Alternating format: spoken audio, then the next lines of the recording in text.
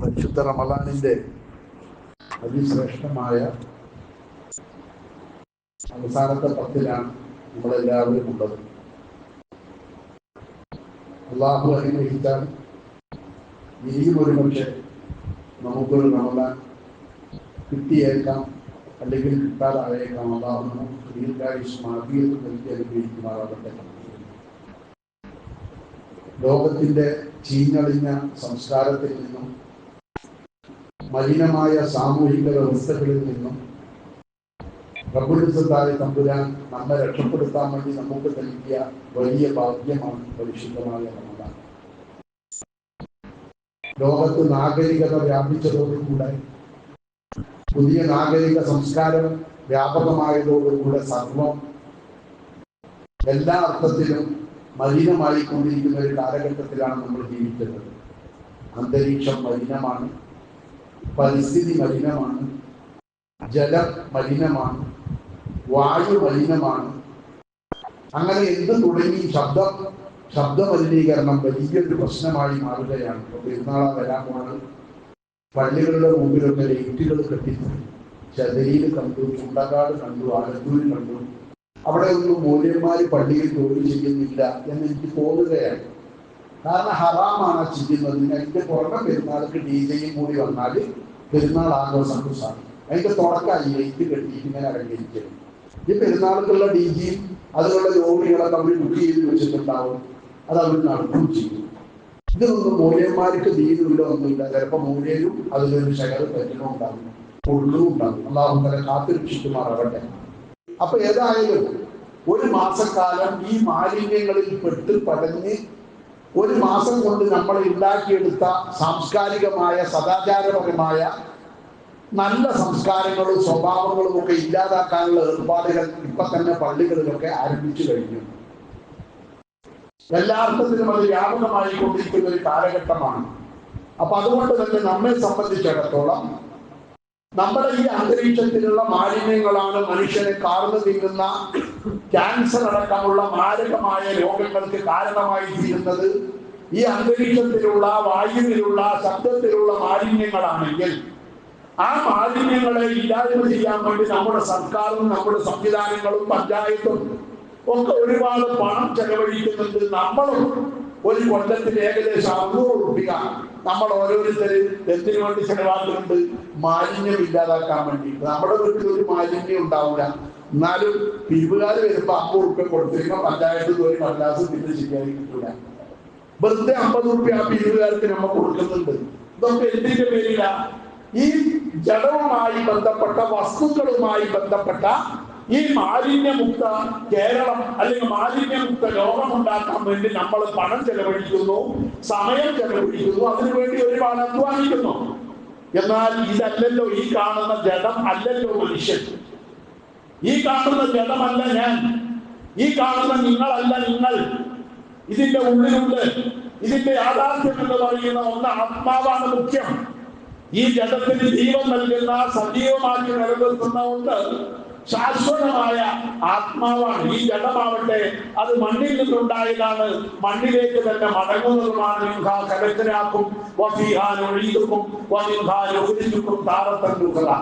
അത് മണ്ണിൽ നിന്നുണ്ടായതാണ് ഈ ശരീരം. അത് മണ്ണിലേക്ക് തന്നെ മടങ്ങുകയും ചെയ്യും. എന്നാൽ ആത്മാവെന്ന് പറയുന്ന, നമ്മളെ സജീവമാക്കി നിർത്തുന്ന, നമ്മളെ ജീവശുദ്ധരാക്കി നിർത്തുന്ന ഈ ആത്മാവെന്ന് പറയുന്നത് നമ്മിൽ നിന്നുള്ളതല്ല, മണ്ണിൽ നിന്നുള്ളതല്ല. അള്ളാഹു പറയുന്നത് ഈ ആത്മാവെന്ന് പറയുന്നത് അത് അള്ളാഹുവിൽ നിന്ന് വന്നതാണ്, അള്ളാഹുമായി ബന്ധപ്പെട്ടതാണ്. അത് മടങ്ങിപ്പോണ്ടത് അള്ളാഹുവിലേക്ക് തന്നെയാണ്. അപ്പൊ അതുകൊണ്ട് തന്നെ അതിനെ മലിനമാക്കാതിരിക്കാൻ, അള്ളാഹുവിലേക്ക് മടങ്ങിപ്പോവേണ്ട ആത്മാവിനെ മലിനമാക്കാതിരിക്കാൻ, ചളി പുരട്ടാതിരിക്കാൻ, അത് വൃത്തികേടാക്കാതിരിക്കാൻ നമ്മൾ ഓരോരുത്തരും പരിശ്രമിച്ചതിന്റെ ഫലമാണ് പരിശുദ്ധ റമദാനിലൂടെ നമുക്ക് ലഭിക്കേണ്ടത്. അള്ളാഹു അനുഗ്രഹിക്കുമാറാകട്ടെ. അതുകൊണ്ടാണ് ഖലീലുല്ലാഹി ഇബ്രാഹിം നബി അലൈഹിസ്സലാമിന്റെ പ്രാർത്ഥനകളിൽ കാണാം,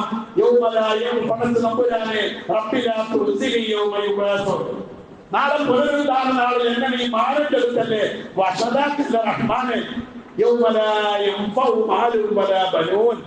മക്കളും സമ്പത്തും സന്താനങ്ങളും ഒന്നും ഉപകാരം ചെയ്യാത്തൊരു ദിവസമാണ് ആ ദിവസം. മക്കളെ കൊണ്ടൊരു ഉപകാരം ഒന്നും കിട്ടൂല, സമ്പത്ത് കൊണ്ടൊരു ഉപകാരം ആ ദിവസത്തിൽ കിട്ടൂല. അന്നെ നീ മാനുകൾ തരുന്ന തമ്പുരാനെ, പിന്നെ അവിടെ രക്ഷ കിട്ടണമെങ്കിൽ എന്ത് വേണം?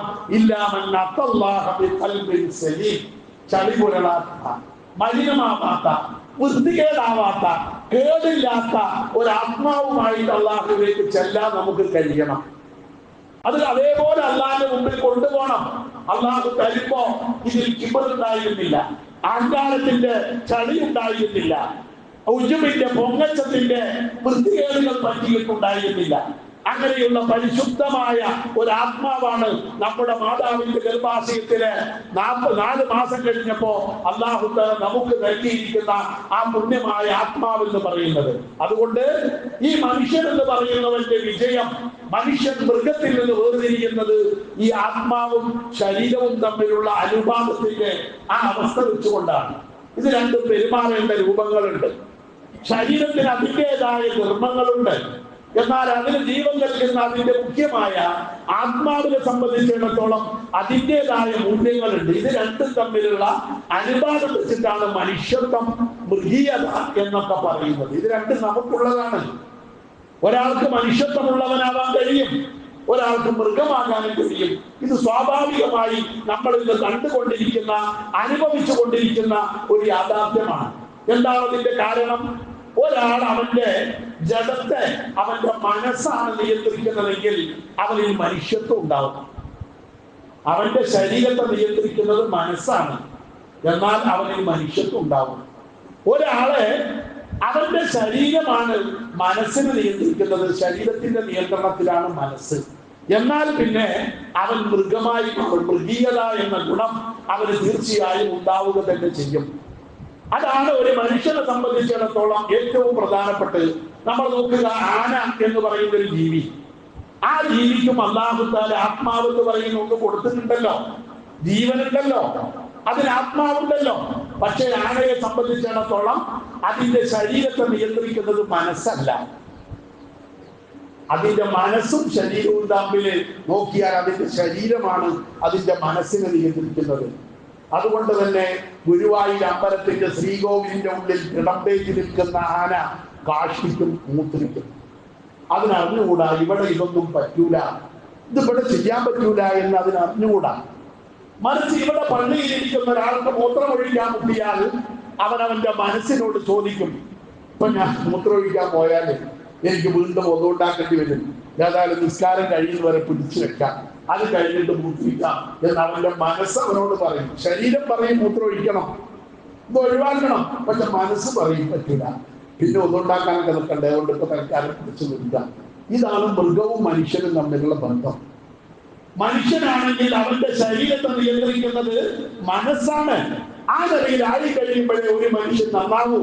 അതുകൊണ്ടാണ് മഹാനായ ഷഫീഉന റസൂലുള്ളാഹി സ്വല്ലല്ലാഹു അലൈഹി വസല്ലമ തങ്ങൾ പറഞ്ഞത്, ഇന്ന ഫിൽ ജസദി മുദ്ഗതൻ, മനുഷ്യ ശരീരത്തിൽ ഒരു മാംസപിണ്ഡമുണ്ട്, ഇദാ സ്വലഹത് സ്വലഹൽ ജസദു കുല്ലുഹു, അത് നന്നായാൽ അവന്റെ ശരീരം ആകമാനം നന്നായി, അത് ചീത്തയായാൽ അവന്റെ ശരീരം ആകമാനം ചീത്തയായെന്ന് ഷഫീഉന റസൂലുള്ളാഹി, അല്ലാഹുവിന്റെ റസൂൽ പഠിപ്പിച്ചത് അതുകൊണ്ടാണ്.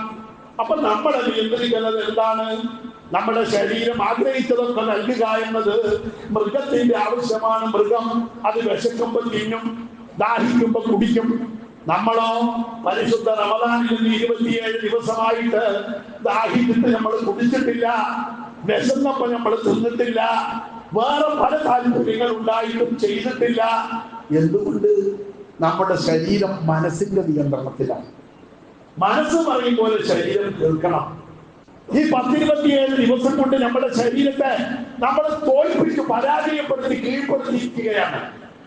നമ്മുടെ മനസ്സാണ് ഇപ്പൊ മേലെ, ശരീരം പരാജയപ്പെട്ടിരിക്കുന്നു.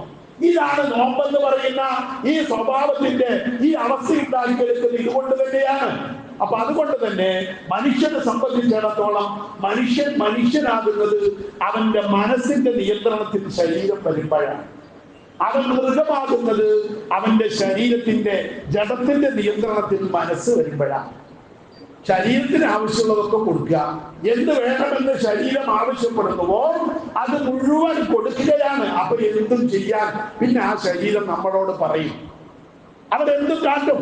മറിച്ച് മനസ്സിന്റെ നിയന്ത്രണത്തിലാണ് ഒരാളുടെ ശരീരം പ്രവർത്തിക്കുന്നതെങ്കിൽ തീർച്ചയായും അവൻ വിശക്കുന്ന സമയത്ത് തിന്നൂല, കിട്ടിയതൊക്കെ തിന്നൂല, ദാഹിച്ചത് കൊണ്ട് കുടിക്കൂല. പക്ഷെ എല്ലാം കുടിക്കൂല. കുടിക്കേണ്ടത് കുടിക്കേണ്ട സമയത്ത് കുടിക്കേണ്ട വിധത്തിൽ കുടിക്കും. ഇതാണ് റമളാൻ കൊണ്ട് നമ്മൾ പഠിച്ചത്. വിശന്നത് കൊണ്ട് തിന്നൂല, തിന്നേണ്ടത് തിന്നേണ്ട സമയത്ത് തിന്നേണ്ട വിധത്തിൽ തിന്നും. ഇതാണ് റമളാൻ കൊണ്ട് നമ്മൾ പഠിച്ചത്. നമ്മളെല്ലാരും പഠിച്ചതാ. ഇത് റമളാൻ കഴിഞ്ഞാലും നിലനിർത്തണം. ഇവിടെയാണ് നമ്മുടെ വിജയം എന്ന് പറയുന്നത്. തിന്നേണ്ടതേ തിന്നാൻ പറ്റൂ, കുടിക്കേണ്ടതേ കുടിക്കാൻ പറ്റൂ. ഇതിനാണ് ആത്മനിയന്ത്രണം എന്ന് പറയുന്നത്. മനുഷ്യനുണ്ടാകുന്ന ഏറ്റവും നല്ലൊരു ഗുണമാണ് ആത്മനിയന്ത്രണം. നമ്മൾ ഒരുപാട് കേട്ട വാക്കാണല്ലോ. നമ്മളെ നിയന്ത്രിക്കാൻ നമുക്ക് കഴിയുക. ഈ ആത്മനിയന്ത്രണം ഇല്ലാതെ പോകുന്ന പക്ഷം തീർച്ചയായും നമ്മൾ പരാജയപ്പെട്ടു പോവുക തന്നെ ചെയ്യും. അപ്പൊ അതുകൊണ്ട് നമ്മൾ ഇപ്പോ ഈ 10-27 ദിവസമായിട്ട് നമ്മുടെ ശരീരത്തെ നമ്മൾ മെരുക്കിയെടുത്തു. മൃഗമല്ല, ഇപ്പൊ നമ്മൾ മനുഷ്യരാണ്. നോമ്പിന്റെ മുമ്പ് നമ്മൾ മൃഗങ്ങളായിരുന്നു. മൃഗീയതയായിരുന്നു നമ്മുടെ ഗുണം. ശരീരം ആവശ്യപ്പെട്ടതൊക്കെ കൊടുക്കുക. ശരീരം എന്ത് വേണം പറഞ്ഞു അത് കൊടുക്കുക. ശരീരം കിടക്കണം പറയുമ്പോൾ കിടക്കുക. ശരീരം ഉറങ്ങണം പറയുമ്പോൾ ഉറങ്ങുക. ശരീരം വിശക്കുന്നു എന്ന് പറയുമ്പോൾ ഭക്ഷണം കൊടുക്കുക. ശരീരം ദാഹിക്കുന്നു എന്ന് പറയുമ്പോൾ വെള്ളം കൊടുക്കുക. ഇതായിരുന്നു റമളാന്റെ മുമ്പത്തെ അവസ്ഥ. ഇപ്പൊ നമ്മൾ നേരെ തിരിച്ച. ശരീരം ചോദിച്ചതൊന്നും കൊടുക്കൂല, സഹിച്ചളാ, തരൂല. നോമ്പൊക്കെ തുറന്ന് വിശപ്പൊക്കെ മാറിയപ്പോൾ ഉസാറായിട്ടൊന്ന് കാല് നീട്ടി കിടക്കണം, ഫാൻ ഇട്ടിട്ട് അതിന്റെ അടിയിൽ AC ഇട്ടിട്ട് കിടക്കണമെന്ന് ശരീരം പറയുന്നു. പറ്റൂല. തറാവീന് പോകണം. നീ ഇപ്പൊ അങ്ങനെ സൂക്ഷിക്കണ്ട, ഇപ്പൊ നീ കിടക്കണ്ട. നമ്മുടെ ആത്മാവ് പറയുകയാണ് ശരീരത്തോട്.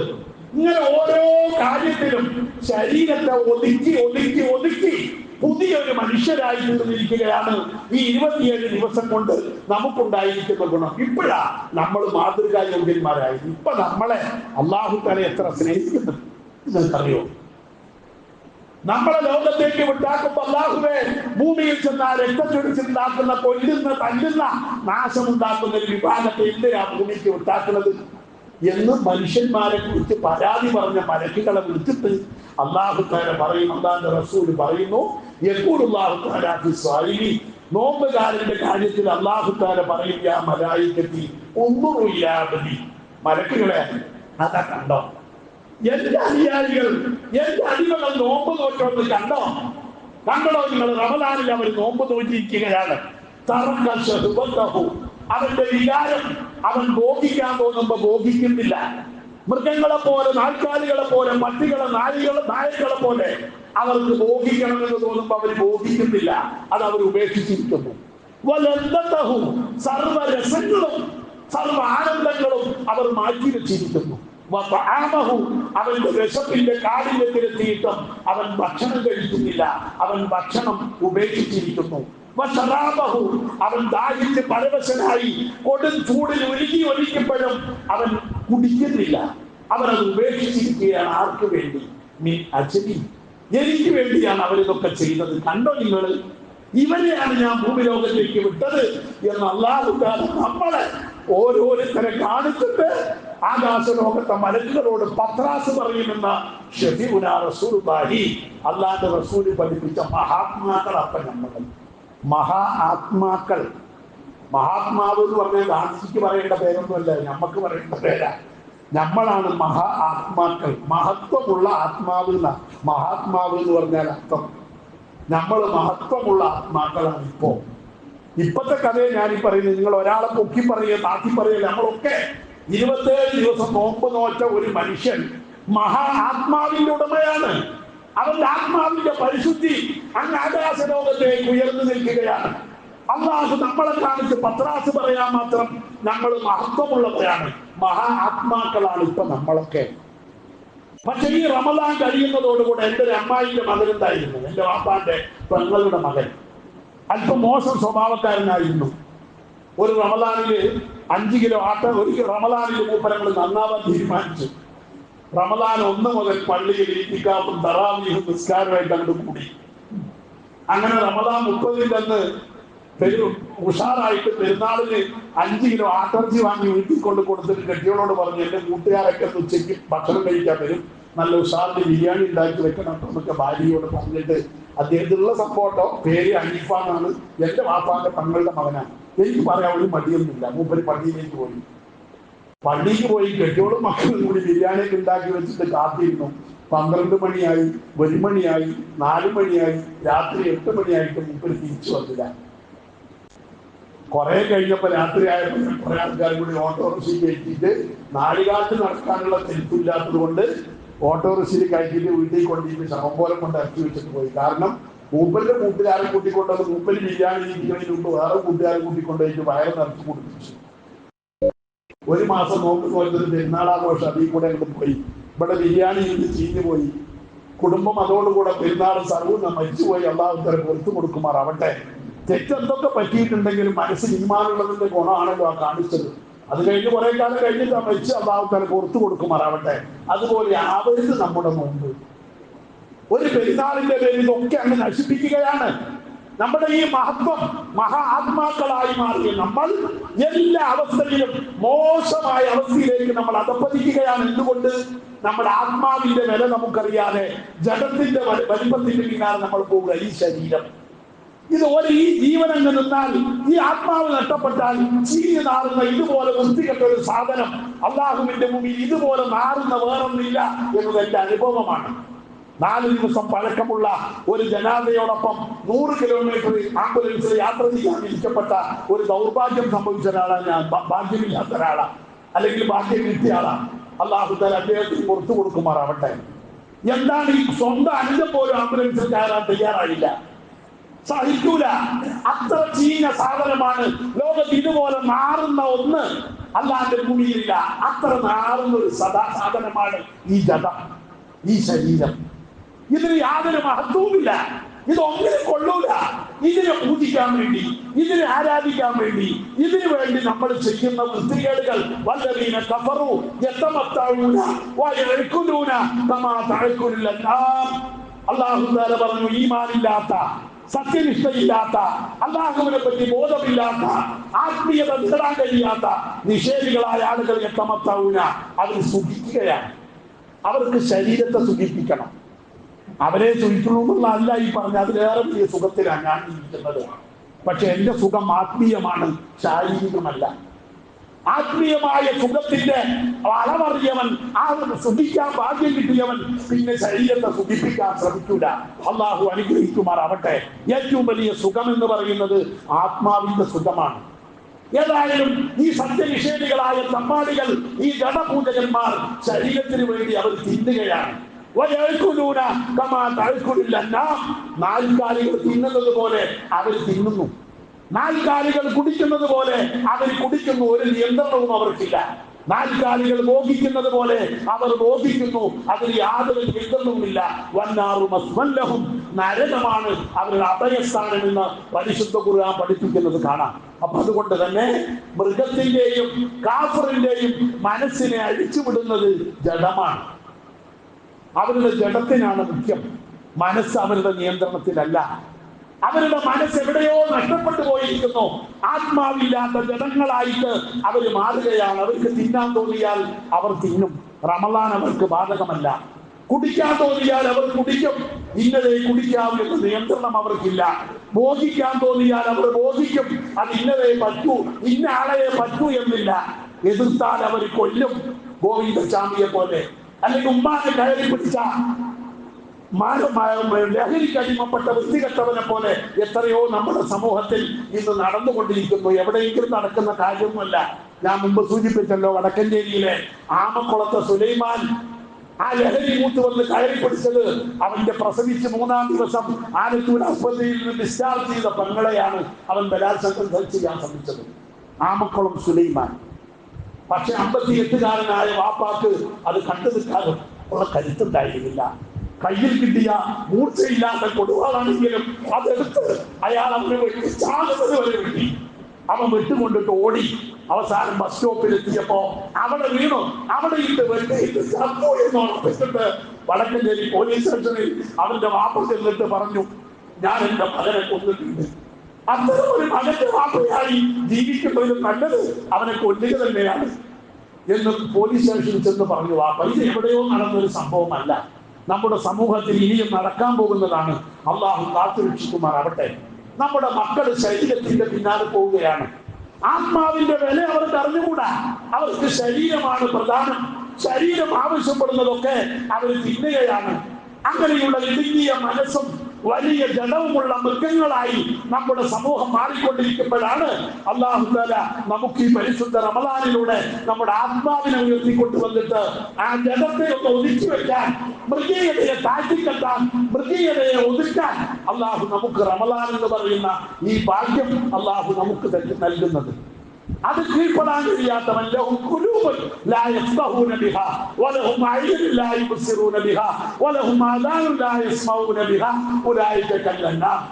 ഇത് കേൾക്കാനോ മനസ്സിലാക്കാനോ തിരിച്ചറിയാനോ ആത്മാവിന്റെ പോഷണത്തിന് വേണ്ടി, ആത്മാവിനെ ഉയർത്തിക്കൊണ്ടുവരുവാൻ വേണ്ടി, അതിന്റെ ശുദ്ധീകരണത്തിന് വേണ്ടി, അതിന്റെ വിമലീകരണത്തിന് വേണ്ടി അധ്വാനിക്കാനോ റമദാൻ വന്നിട്ട് പോലും അവസരം കിട്ടാത്ത തെമ്മാടികൾ, പൊട്ടന്മാർ, ബുദ്ധിയില്ലാത്തവർ, നീചന്മാരായ ആളുകളെ സംബന്ധിച്ചിടത്തോളം ചിന്തിക്കേണ്ട ഒരവസ്ഥയാണിത്. നമ്മൾ മനുഷ്യരാകുന്നത് ജഡത്തിന്റെ വലിപ്പത്തിലല്ല, ആത്മാവിന്റെ വലിപ്പത്തിലാണ്, അതിന്റെ ശുദ്ധീകരണത്തിലാണ്, അതിന്റെ പുരോഗതിയിലൂടെയാണ് നമ്മൾ മനുഷ്യരാകുന്നത്. അല്ലെങ്കിലോ ഉലൈക കല്ലന്നാം, അവർ നാൽക്കാലികളെ പോലെയാണ്, ബൽഹും അദല്ല്, അതിനേക്കാളും പഴിച്ചവരാണ് എന്ന് ഖുർആൻ പറഞ്ഞത് നമ്മൾ ഇന്ന് ലോകത്ത് കാണുന്നു.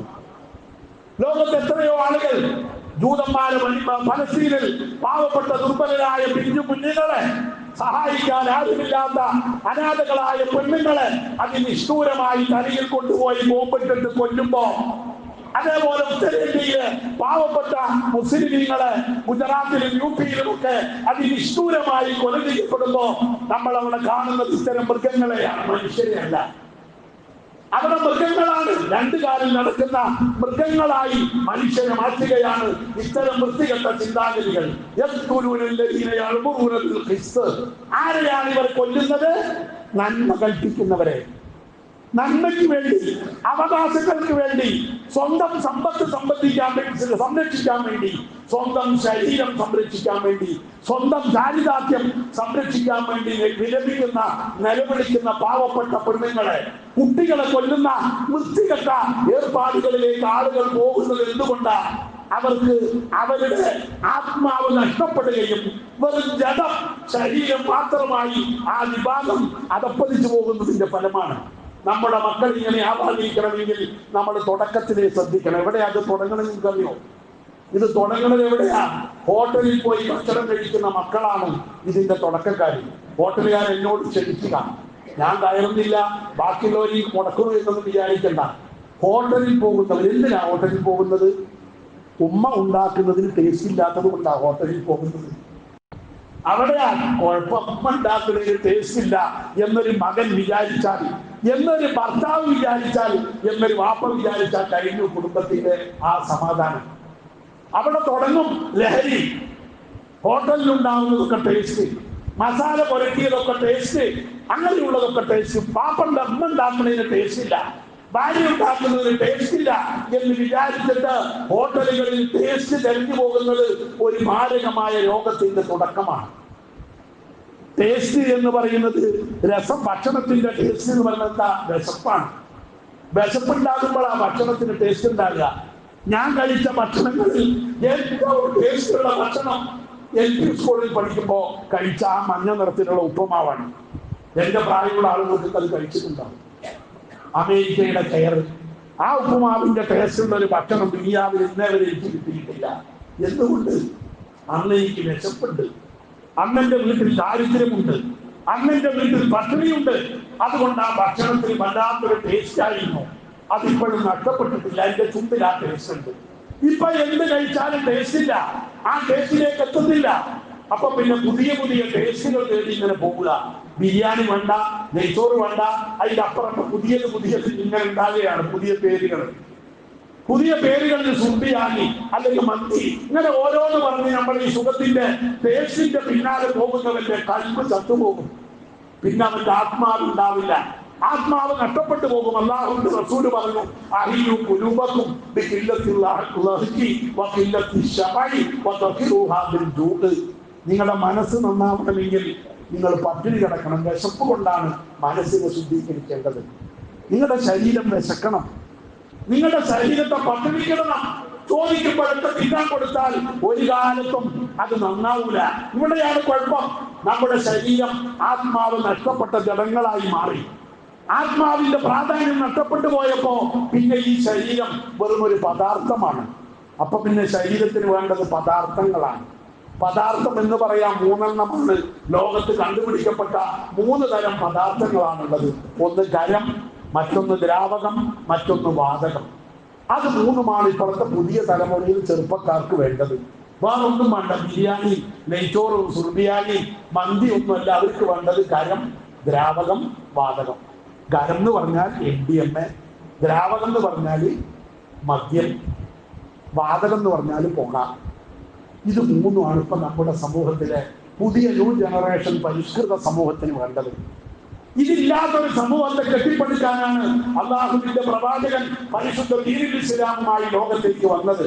അതുകൊണ്ട് തന്നെ അതിനെയൊക്കെ ഒഴിവാക്കി അത്തരം വൃത്തികേടുകളൊക്കെ ഇല്ലാതാക്കിയിട്ട് അല്ലാഹുവിന്റെ പ്രവാചകർ പഠിപ്പിച്ച ഈ ലഹരി, നിസ്കാരത്തിന്റെ ലഹരി, തറാവീഹിന്റെ ലഹരി, ജമാഅത്തിന്റെ ലഹരി, നോമ്പിന്റെ ലഹരി, അതിലൊരാൾ അടിമപ്പെട്ടാൽ അവന്റെ ജീവിതത്തിലുള്ള ലഹരിയെക്കാളും മറ്റൊരു ലഹരി വേറുണ്ടാവില്ല. ഇത് വല്ലാത്തൊരു ലഹരിയാണ്. ഈ ലഹരിക്ക് അടിമപ്പെടാൻ നമുക്ക് കഴിയണം. ഈ ലഹരി ആവണം നമ്മുടെ ജീവിതത്തിന്റെ പ്രത്യേകത. അതിനു വേണ്ടിയാണ് അല്ലാഹു തആല നോമ്പ് നിർബന്ധമാക്കിയത്. ലഅല്ലക്കും തത്തഖൂൻ. നിങ്ങൾ ഈ നിലയിൽ ആത്മാവിനെ ശുദ്ധീകരിക്കുന്ന വൃത്തികേടുകളൊക്കെ ഉപേക്ഷിച്ചിട്ട് അല്ലാഹുവിന്റെ പ്രവാചകനെ, അല്ലാഹുവിന്റെ നിയമങ്ങൾക്ക് വഴിപ്പെട്ട് ജീവിക്കുന്ന ഒരു പുതിയ തലമുറ ഉണ്ടാക്കിയെടുക്കാൻ വേണ്ടിയാണ് അല്ലാഹു തആല നോമ്പ് നമുക്ക് നിർബന്ധമാക്കി. അല്ലാണ്ട് പട്ടിണി, ലോകത്തെ പട്ടിണി മാറ്റാനോ ദാരിദ്ര്യം ഇല്ലാതാക്കാനോ വേണ്ടിയല്ല. അതുകൊണ്ടാണ് പരിശുദ്ധ ഖുർആൻ പറയുന്നത്, അവർക്ക് അല്ലാഹു തആല നൽകുന്ന പുണ്യങ്ങൾ, അവരുടെ ഗുണങ്ങൾ, ഈ റമദാനിൽ നമുക്കുണ്ടായിരുന്ന ഗുണങ്ങളൊക്കെ ഖുർആൻ എണ്ണി പറയുന്നുണ്ട്. ഇത് ഇനിയും നിലനിർത്തണം. ഖുർആൻ പറയുന്നു, ഇന്നൽ മുത്തഖീന ഫീ ജന്നാത്തിൻ വഉയൂൻ. മുത്തഖികളായ, അല്ലാഹുവിന്റെ നിയമങ്ങൾക്ക് വഴിപ്പെട്ട് ഉപേക്ഷിക്കേണ്ടതൊക്കെ ഉപേക്ഷിക്കുകയും നിയന്ത്രണങ്ങൾ പാലിക്കുകയും ചെയ്ത മുത്തഖികളായ ആളുകൾ, അവർക്ക് സ്വർഗവും ഉദ്യാനങ്ങളും അല്ലാഹു തആല അവർക്ക് വേണ്ടി ഒരുക്കി വെച്ചിട്ടുണ്ട്. അവരുടെ റബ്ബ് അവർക്ക് നൽകുന്നതൊക്കെ അവർ സ്വീകരിക്കുന്നവരും ലഭിക്കുന്നവരുമാണ്. എന്താണ് അവർ ഇതുവരെ ചെയ്തത്? റമദാനിലെ 27 ദിവസവും ഇതേവരെ അവരുടെ ഗുണമുണ്ടായിരുന്നു. ഇന്നഹും കാനൂ ഖബല ദാലിക മുഹ്സിനീൻ. അവർ ഇതുവരെ ഗുണം ചെയ്യുന്നവരായിരുന്നു, നന്മ ചെയ്യുന്നവരായിരുന്നു. നോമ്പ് തുറപ്പിക്കുക. അതുകൊണ്ട് നമ്മളെ ലിസ്റ്റ് നോക്കി നിങ്ങൾ. ഇതാരും പ്രലോഭിപ്പിച്ചിട്ട് ഭീഷണിപ്പെടുത്തി എഴുതി വെപ്പിച്ചതല്ല. സ്വന്തം ഇഷ്ടപ്രകാരമാണ് ഓരോരുത്തർ അവരവരുടെ പേരെഴുതിയിട്ട് നോമ്പ് തുറക്കാൻ നേരത്തും രണ്ടാമത്തെ തുറയ്ക്കും ഭക്ഷണവും ഫ്രൂട്ട്സുകളും എല്ലാം ഒരുക്കി കൊടുത്തത് അവർ സ്വന്തം ഇഷ്ടപ്രകാരം ചെയ്തതാണ്. അല്ലാഹുവേ, നീ അവർക്ക് പ്രതിഫലം നൽകണേ തമ്പുരാനെ. അവരുടെ പ്രയാസങ്ങൾ നീക്കി കൊടുക്കണേ തമ്പുരാനെ. പ്രാർത്ഥിക്കാനല്ല നമുക്ക് കഴിയില്ല. ഇതെന്തുകൊണ്ടാണ്? അവർക്ക് റമദാനിൽ കിട്ടിയ ഹിസ്സ, അവർ മുഹ്സിനീകളായിരുന്നു. അല്ലാഹു തആല ഖുർആനിലൂടെ പറയുകയാണ്, പിന്നെയോ കാനൂ ഖലീലൻ മിനൽ ലൈലി മാ യഹ്ജഊൻ. അവർ രാത്രി കുറച്ച് മാത്രമേ ഉറങ്ങിയിരുന്നുള്ളൂ. ഇതാണ് റമദാൻ. രാത്രി ഉറക്കൊഴിച്ചിരുന്നവര് അവർ തറാവീഹിൽ പങ്കെടുക്കുന്നവരായിരുന്നു, തഹജ്ജുദ് നിസ്കരിക്കുന്നവരായിരുന്നു, സുബഹിക്ക് ജമാഅത്തിൽ പങ്കെടുക്കുന്നവരായിരുന്നു. വബിൽ അസ്ഹാരി ഹും യസ്തഗ്ഫിറൂൻ. സുബഹി ബാങ്ക് കൊടുക്കുന്നതിന് മുമ്പേ എണീറ്റിട്ട് അത്താഴ സമയത്തനുസരിച്ച് അസ്തഗ്ഫിറുല്ലാഹ് പറയുന്നവരായിരുന്നു അവർ. പരിശുദ്ധ ഖുർആൻ പറയാൻ നമ്മുടെ ഗുണം അല്ലെങ്കിൽ ആരുടെ ഗുണം? ഇതൊക്കെ നമ്മൾ ചെയ്തവരാണ്. ഈ റമദാനിൽ നമ്മൾ അനുഷ്ഠിച്ചവരാണ്. ഇതൊക്കെ നമുക്കുണ്ടായിരുന്നു. ഈ ഗുണങ്ങളൊക്കെ നമ്മൾ കൊണ്ടു നടന്നിട്ടുണ്ട്. അതിന് മാത്രമല്ല, അവരുടെ മുതലിൽ ചോദിച്ചു വരുന്നവർക്കും ചോദിക്കാൻ മാന്യത കൊണ്ട് ചോദിക്കാതെ മാന്യത കൊണ്ട് നടക്കുന്നവർക്കും അവർക്ക് മുതലിൽ അവകാശമുണ്ടായിരുന്നു. അവർക്കൊക്കെ അവർ കൊടുത്തിട്ടുണ്ട്. ചോദിച്ചവർക്കും കൊടുത്തിട്ടുണ്ട്, മാന്യത കാരണം ചോദിക്കാത്തവർക്കും അവർ കൊടുത്തിട്ടുണ്ട്. ഇത് നമ്മുടെ ഗുണമല്ലെങ്കിൽ ആരുടെ ഗുണം? നമ്മൾ ആരായിരുന്നു പുറത്തു പോകുക? നമ്മൾ ഇതൊക്കെ ചെയ്തവരാണ്. നമ്മളാണ് സ്വർഗത്തിന്റെ അവകാശികൾ. നമ്മളാണ് അല്ലാഹുവിന്റെ ഇഷ്ടക്കാർ. നമ്മളാണ് മുത്തഖികൾ. ഈ ഗുണങ്ങളൊക്കെ പാലിച്ചവരാണ് നമ്മൾ. അതുകൊണ്ട് തന്നെ നമ്മൾ ആരും നിരാശപ്പെടരുത്. നമ്മളെല്ലാവരും ഈ അവസ്ഥ, ഈ ആത്മീയമായ ഈ അവസ്ഥ, ഈ ആത്മീയമായ പുരോഗതി നമുക്ക് നിലനിർത്തി കൊണ്ടുപോകണം. റമദാൻ കഴിഞ്ഞാലും ഇത് അതേപോലെ കൊണ്ടുപോകണം. പെരുന്നാൾ ആഘോഷിച്ച് നശിപ്പിക്കരുത്. പെരുന്നാളിന്റെ പേരിൽ കാട്ടിക്കൂട്ടുന്ന തമ്മാടിത്തരത്തിന്റെ പേരിൽ, അല്ലെങ്കിൽ DJ-യുടെ പേരിൽ, അല്ലെങ്കിൽ തോന്നിയാസങ്ങളുടെ പേരിൽ, അല്ലെങ്കിൽ ബൈക്ക് റൈസിന്റെ പേരിൽ നമ്മൾ ഈ റമദാനിൽ കിട്ടിയ ആത്മീയമായി ഈ പുരോഗതി നഷ്ടപ്പെടുത്താതിരിക്കില്ല. അള്ളാഹു അനുഗ്രഹിക്കുമാറാവട്ടെ. അതുകൊണ്ട് എന്റെ മുഅ്മിനീങ്ങളെ, ചെറുപ്പക്കാരെ, ഈ പുണ്യമായ റമദാൻ നമുക്ക് കിട്ടിയ വലിയൊരു ഭാഗ്യമായിരുന്നു. ഇനിയും ഇതുപോലെ